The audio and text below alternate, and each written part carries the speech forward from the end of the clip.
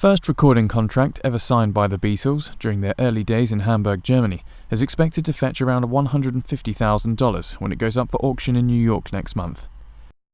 The contract, written in German and signed in 1961 by Paul McCartney, John Lennon, George Harrison, and then drummer Peter Best, is part of a 300-lot collection of Beatles memorabilia assembled by the late German record producer Uwe Blaschke. Dean Harmeyer, consignment director at Heritage Auctions, called the contract perhaps the most historically important Beatles document to ever appear at auction. The Blaschke collection includes photos, documents and autographs related to the time the band from Liverpool spent in Germany in the early 1960s, before going on to conquer the world. The 1961 contract was for a record that didn't even bear the name of the Beatles. It was for an up-tempo version of the traditional German children's song My Bonnie, and was accredited to Tony Sheridan and the Beat Brothers, because the record company felt the name's Beatles was unsuitable for the German market.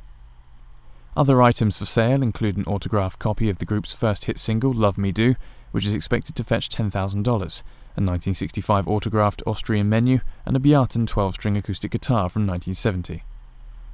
A guitar played by George Harrison in 1963 sold for $485,000 in New York in May, and a collection of John Lennon manuscripts and drawings for 2 books he wrote in the mid-1960s sold for $2.9 million at a Sotheby's auction in 2014.